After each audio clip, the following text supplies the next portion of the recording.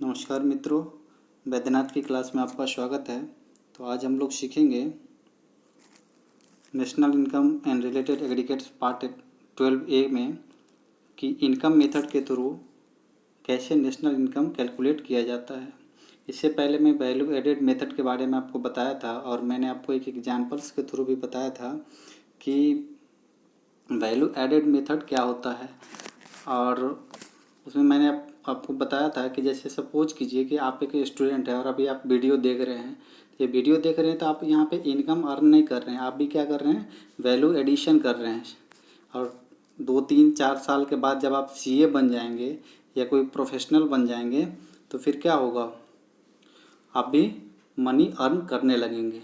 तो क्या हुआ, आपने पहले क्या किया, वैल्यू ऐड किया। वैल्यू ऐड करने के बाद क्या हुआ, आप एक कंप्लीट प्रोफेशनल बन गए और किसी कंपनी में काम करने लगे। काम करने का मतलब आप मेहनत करने लगे और मेहनत करने के बाद फिर जो आपको जो पैसा मिलता है तो वो क्या होता है, आपका इनकम होता है। तो सीधा हम लोग इनकम मेथड को ऐसे समझ सकते हैं कि काम करने के बदले में जो पैसा मिलता है, ठीक है, और उसका जब नेशनल लेवल पे कैलकुलेशन किया जाता है तो उसी को नेशनल इनकम बोलते हैं और उस मेथड को इनकम मेथड बोलते हैं। ठीक है, तो आपको समझ में आ गया होगा कि इनकम मेथड क्या होता है। यहाँ देख लेते हैं कि income method received by all the residents of a country rendering their productive services, यानी प्रोडक्टिव सर्विसेज के करने के बाद जो फैक्टर इनकम मिलता है, ठीक है, are added up to obtain national income. This method is also known as distributive share method और factor payment method. Sum total of all the factor income earn within the domestic territory of a country is known as domestic income, यानी NDPFC। ये NDPFC क्या है, ये NDPFC मतलब एक तो पूरे कंट्री में जो प्रोडक्टिव सर्विस किया गया उससे, और दूसरा जो उसका जो डोमेस्टिक टेरिटरी है। डोमेस्टिक टेरिटरी के बारे में मैंने बताया था आपको एक एग्जांपल्स के थ्रू कि सपोज कीजिए कि कोई एयर इंडिया का फ़्लाइट जो है वो USA जा रहा है, तो उसका जो जाने का पाथ है वो भी क्या होगा, ये भी हमारे डोमेस्टिक टेरिटरी में आएगा। और डोमेस्टिक टेरिटरी के थ्रू ही हम क्या करते हैं, फैक्टर इनकम अर्न करते हैं। तो इन दोनों का जो कैलकुलेशन होगा उसी को बोलते हैं NDPFC, यानी net domestic product from factor cost. ठीक है, तो आपको मोटा मोटी समझ में आ गया होगा कि नेशनल इनकम, अगर हम इनकम मेथड की बात करेंगे तो जो काम करने के बदले में जो हमें इनकम मिलता है या पैसा मिलता है तो उसी को इनकम मेथड बोलते हैं। अब नेक्स्ट है कि कंपोनेंट्स ऑफ फैक्टर इनकम। इनके क्या क्या फैक्टर कंपोनेंट्स क्या है इनकम मेथड का। तो सबसे फर्स्ट जो है कंपनसेशन ऑफ एम्प्लॉय।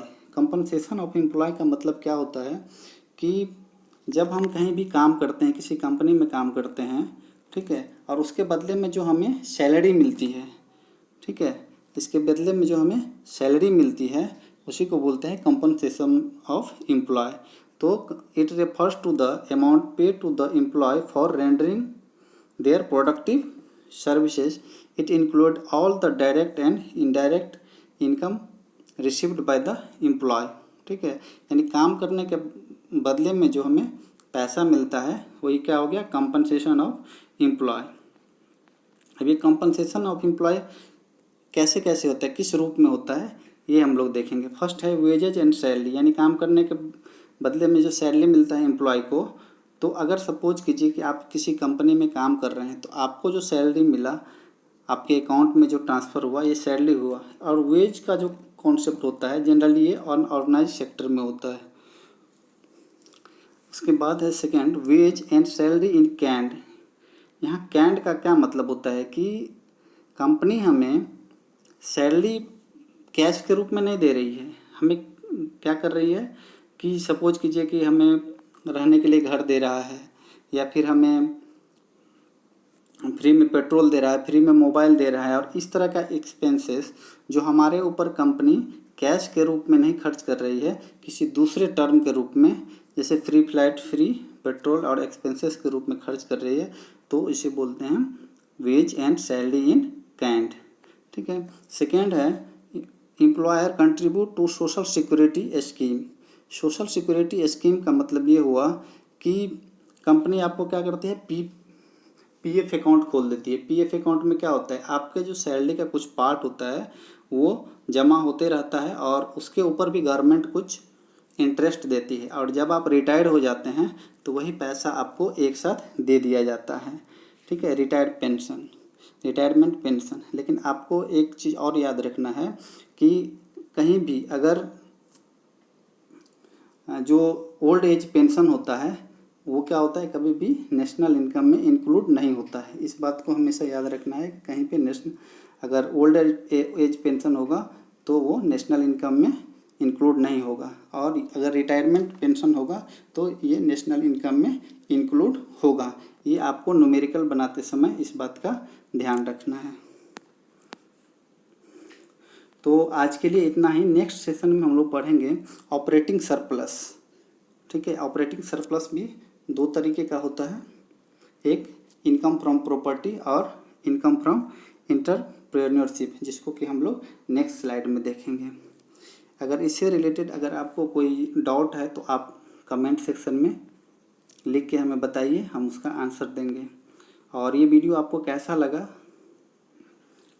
हमें ज़रूर बताइएगा, और अगर अच्छा लगा तो हमारे चैनल को सब्सक्राइब कर लीजिए ताकि इस तरह का वीडियो आपको हमेशा मिलती रहे।